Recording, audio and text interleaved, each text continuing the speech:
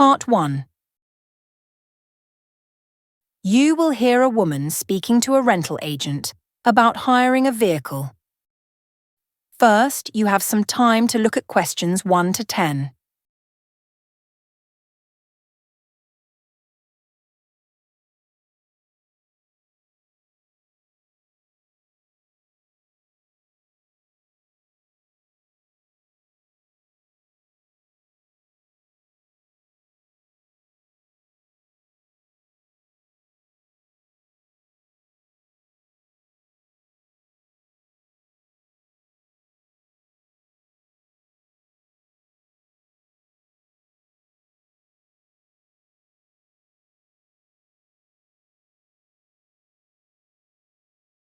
Now listen and answer questions 1 to 10.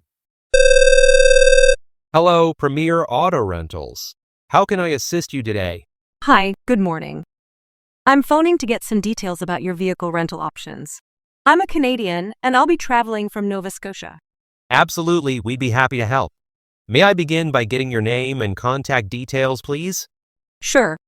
My name is Julia, spelled Julia, and my contact number is 03874261398. All right, I've noted that down. How would you like to receive our estimate? Should I email it to you or send it through the post? I'd prefer the second option, actually. I like to go over documents in print. No worries at all. I'm thinking about hiring a camper van for a week. But honestly, I'm not sure what the usual prices are like because I haven't gone through this process before. I'm hoping to find something around $60. Well, we offer several types of camper vans with different pricing structures, depending on the class, onboard features, and distance limits. I'd recommend the Trailblazer, based on your budget. It's a reliable model and costs $47 per day. Would that be acceptable? Definitely. I've heard of the Trailblazer. That'll save me $13 a day. Holidays can be quite pricey, so that's excellent. I'm happy to hear that. Do you have any specific needs regarding the sleeping arrangements in the vehicle? How many sleeping spots does it have? It comes with one double bed. Oh, but we're 3 people. My father, son, and I. Can we add an extra bed? That's absolutely fine. In terms of facilities, having a cooking area is essential. And I definitely need a stove. All our vans, including the Trailblazer, come with basic bedding like duvets and cushions, along with essential household items. We can also provide extras like a toaster if needed. I'd like a heater, just in case the weather turns chilly at night, and a microwave too, please. No problem, I've made a note of that. By the way, vehicles need to be picked up from our headquarters, which is conveniently located just outside the city center. We offer complimentary collection from there. Does that work for you? Actually, it'd be more convenient if we could be picked up from the airport. We're not familiar with local transport as visitors. Would that be possible? Yes, of course. That won't be an issue. Now, regarding the insurance, I'll need the driver's name and age. That would be my son Liam. He's 20, and he's the youngest of the 3 of us. I'm afraid our insurance policy only allows drivers age 26 or above. So, In that case, I'll be driving. My name's Julia, and I'm 52 years old. and may I ask where your driver's license was issued? I have one from Canada, but I also hold a current license from New Zealand. Do you recommend I register the local one? Yes, that would be best. So, your registration number is? That is the end of Part 1. You now have half a minute to check your answers to Part 1.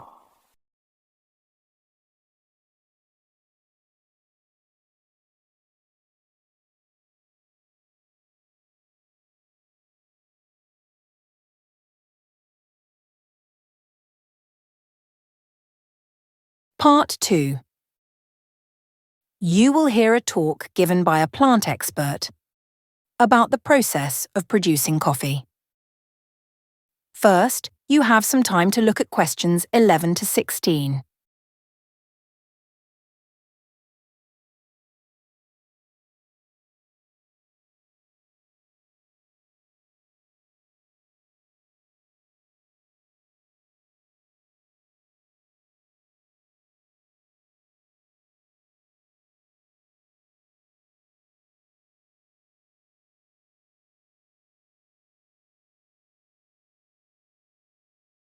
Now listen and answer questions 11 to 16. Good afternoon and welcome to today's session. Joining me is the renowned plant specialist, Dr. Monica Greenfield. Monica, could you share some information about coffee cherries? Absolutely. Coffee cherries, sometimes referred to as coffee berries, are the main ingredient in producing coffee. Grown in tropical regions across East Africa, Southeast Asia, and parts of Central America, the coffee plant is typically cultivated on modest, family-managed plantations. Once the fruits are picked, they are split open to extract the seeds, which are surrounded by pulp. The husk is usually discarded. The pulp and beans are then either heaped in stacks, stored in containers, or arranged on wire trays for several days. This period allows for a natural fermentation process known as sweating, during which the sticky pulp liquefies and seeps away, leaving the coffee seeds behind for collection. That's when the seeds are gathered and packed for delivery. Now, perhaps the most critical part of processing the coffee seed is the cleaning phase. When the bags are brought in by freight trains, they're unpacked and placed on conveyor belts where machines weigh them. Then, the shells are split and the seeds, surrounded by a sweet layer called mucilage, are extracted. Once at the processing plant, the coffee seeds are classified and loaded into a chute to undergo deeper cleaning. They are taken to a nearby facility where they're allowed to ferment and dehydrate. Fermentation lasts about 5 to 8 days, and the contents must be stirred every other day. Drying takes place over a range of 6 to 12 days, depending on regional humidity levels. This is done by spreading the beans out over broad drying patios and turning them regularly. Next comes the roasting stage. This happens under high temperatures, and afterward, the beans are boiled in heated tanks. During roasting, the beans expand and their shells break open. Before this, however, the beans are manually shuffled by foot. At this stage, a mix of fine silt and water is sprinkled over the beans, helping enhance their tone, smoothness, and protection from mold during export to nations like Germany, Australia, and the United States. As I mentioned earlier, once the beans are split open, they need to be cooled. The roasted beans are then packaged in sealed containers. Before you hear the rest of the conversation, you have some time to look at questions 17 to 20.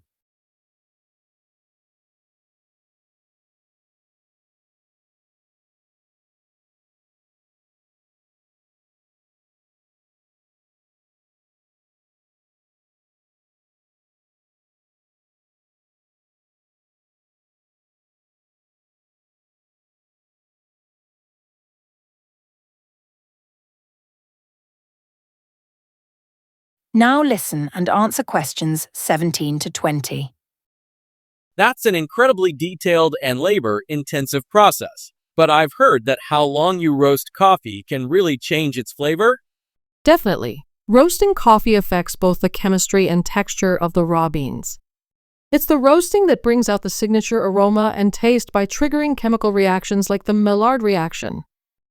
While raw beans actually contain similar or sometimes even higher levels of nutrients such as caffeine, protein, and sugars compared to roasted ones, they don't develop the familiar coffee taste until they're roasted. While much of the world's coffee is roasted in bulk at industrial sites, there has been a significant rise in small batch roasting, especially among boutique coffee houses offering origin-specific varieties. There's even a trend among coffee lovers to roast at home to experiment with flavors and ensure freshness. Let me now describe some roast profiles.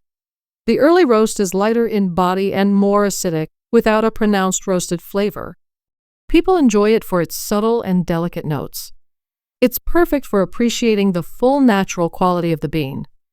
Unroasted seeds, also known as raw coffee seeds, are hard and carry a smoky aftertaste along with a mild tang. Then there's the Italian roast. The flavor here is driven more by how it's roasted than by the seed quality. By this dark roast stage, the original characteristics are nearly gone, replaced by notes of caramel, bitter undertones, and sometimes hints of cocoa. Lastly, we have double shot brew, a type of coffee made by forcing nearly boiling water under pressure through extremely fine coffee grounds. It results in a thicker, more concentrated drink that has a foamy layer on top, known as crema. Because of this pressure brewing method, espresso tends to have a richer flavor and is the foundation for drinks like lattes, cappuccinos, flat whites, and americanos. That is the end of Part 2. You now have half a minute to check your answers to Part 2.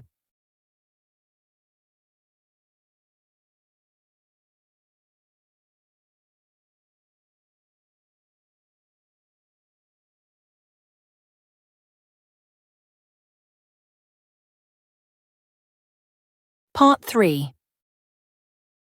You will hear a lecturer and 2 students discussing a now extinct bird species called the moa. First, you have some time to look at questions 21 to 26.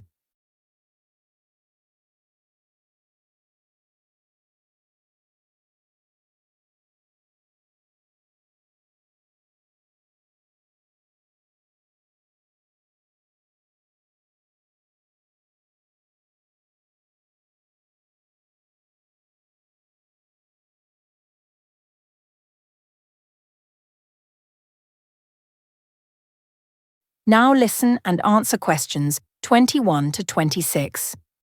Thank you all for joining today's seminar on the fascinating subject of the moa, a remarkable bird species that has been extinct for quite some time. Let's begin with a general overview. The moa consisted of 10 different species of flightless birds, all native to New Zealand. For thousands of years, they were the main plant eaters in the region's forests, grasslands, and alpine environments. However, approximately 6 centuries ago, they completely vanished. When we discuss ancient extinctions, dinosaurs often come to mind. They disappeared around 65 million years ago. Interestingly, while there are extensive fossil records of dinosaurs, we have relatively few well-preserved remains of the moa, even though both continue to captivate the public imagination. That definitely makes the moa sound more mysterious. But Professor, how do we distinguish the moa from other bird species? That's a great question. Generally, birds are defined by their feathers, being warm-blooded, and having wings that enable them to fly. The moa, however, were an exception. They were completely wingless. Unlike other flightless birds, they didn't even have small or vestigial wings. In fact, their heads were quite small relative to their large bodies, and their tailbones were notably underdeveloped as well. That's incredible. Were they always like that, even as chicks? Yes, they were. Their eggs were laid in ground nests and took around 60 days to hatch. The chicks were precocial, meaning they were well developed at birth and could probably leave the nest and begin feeding themselves almost immediately. I've read that the male moa might have been responsible for egg incubation. Is that accurate? That's a possibility. Some studies have recovered gender-specific DNA from the surface of eggshells, and this evidence suggests that males might have played a role in hatching. However, more data is needed to confirm this theory. Now, here's something interesting. There were reports in the late 1800s and even the early 1900s claiming sightings of moa in remote parts of New Zealand. Do you think there's any truth to these? I've heard of those claims, but I find it funny. Such claims are hard to believe. There's never been any credible physical evidence, like recent footprints. Most scientists agree that moa survival today is extremely improbable. So, what exactly caused the moa to go extinct? Was it climate change or something environmental?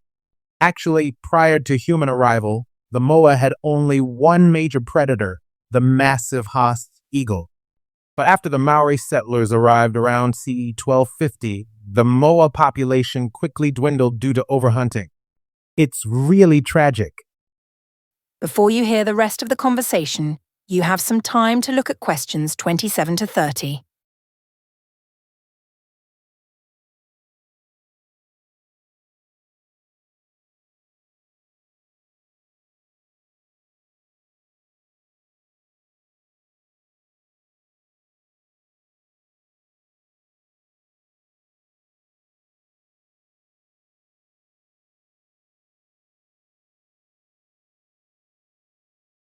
Now listen and answer questions 27 to 30. Let's now discuss the characteristics of various moa species. The South Island giant moa may have been the tallest bird ever recorded, while the second tallest was the North Island giant moa, with females significantly outsizing the males in both height and weight. I heard the smallest moa species was the bush moa. Is that true? Yes, that's correct. And are you familiar with any others? I've read about the crested moa. They were believed to lay larger eggs than the rest. That's an interesting note. Since the crested moa primarily lived in isolated mountainous areas, their fossil remains are rare or absent, and no confirmed egg fossils have been discovered to date. Are there species of moa with more preserved remains? Absolutely. The heavy-footed moa has left behind a wealth of fossils. Their remains were well preserved thanks to the dry, stable environments they inhabited. Analysis of their skulls shows they had limited eyesight but an excellent sense of smell and a very short, curved beak. One more species to mention is the eastern moa, known for their uniquely long and narrow windpipes. These anatomical features likely enabled them to produce deep, resonating calls, perfect for communication across dense forests or during nighttime. They also relied on a combination of sensory inputs, including smell and sight, to locate food. That is the end of part 3. You now have half a minute to check your answers to part 3.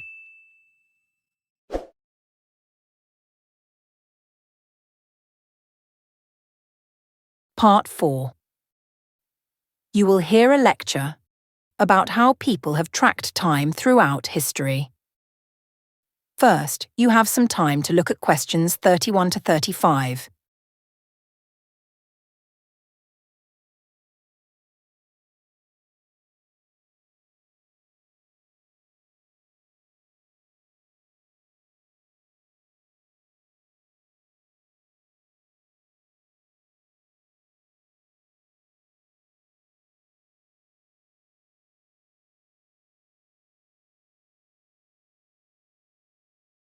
Now listen and answer questions 31 to 35. Good morning, everyone. Today, I'll be discussing a research study I've been part of, focusing on the ways humans have measured the passing of time. Have you ever wondered how we actually quantify time? If you compare it to how we measure something like weight or temperature, you'll notice time is far less tangible. Before we can even grasp it, it's already behind us. So we've had to rely on measuring something else, movement, or sequences of movement, through space. Every known method of time measurement is essentially based on motion occurring in space.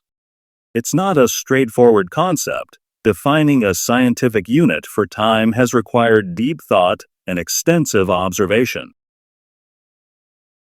The most ancient form of measurement seems to come from nature, specifically celestial bodies. Since early humans observed the consistent cycles of the sun and stars, they've been curious about the passage of time. Early societies tracked time according to the sun's position. One of the first notable reference points was noon, which is when the sun is highest in the sky and casts the shortest shadow.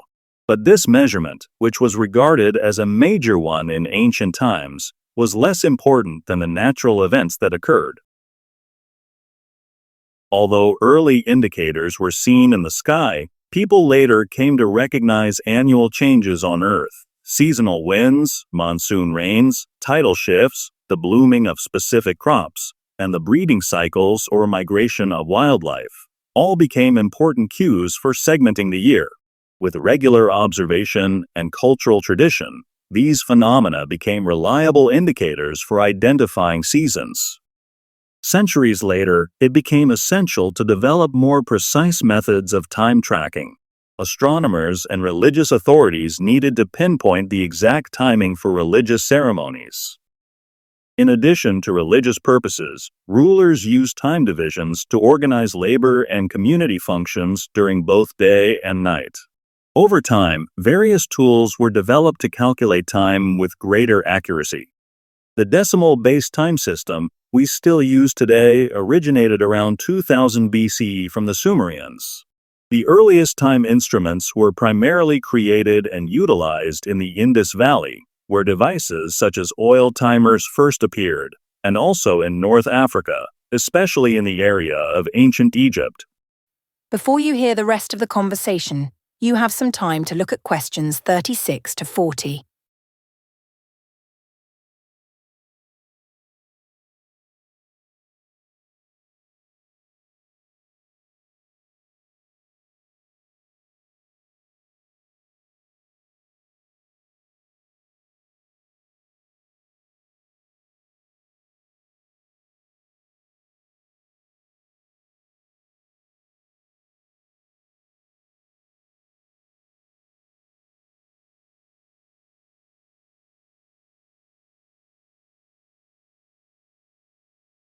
Now listen and answer questions 36 to 40. So now, let's examine several of the most iconic early devices for tracking time, along with their shortcomings, which eventually led to their being replaced by more refined clocks. One example is the shadow disk, a tool that uses sunlight to indicate the hour. At its simplest, it's made up of a base and a central stick, which throws a shadow onto the surface. As the sun arcs through the sky, the shadow moves across marked lines that show the hour. However, it was soon discovered that day lengths varied with the season, which led to discrepancies between shadow disk time and mechanical time. And of course, such a device was useless after sundown. That's when other methods, like the oil timer, were introduced. The water clock is believed to have originated around 1500 BCE. It functioned by allowing water to drip at a steady rate from one container to another. The levels were measured using marks on the container or in the water catcher. It was more reliable, yet still sensitive to changes in ambient pressure and heat, which could affect the water's flow. With the advancement of ceramic crafting during the 14th century, the sandglass came into use. Initially, it served to measure simple intervals like those used for games or tasks, but eventually, it was adapted to be more precise. Still, the limitation was clear. It could only measure short durations. The final ancient method I'll cover is the wax rod timer. This tool took advantage of the consistent melting speed of wax. Time was marked by etching equal divisions along a candle's length. As the candle burned, each mark would melt away, representing the passage of a specific unit of time. However, differences in air movement and the burning speed often led to inaccurate readings. Similar to lamps that mark time between events, these rods weren't ideal for indicating the right hour of the day. That is the end of part 4. You now have half a minute to check your answers to part 4.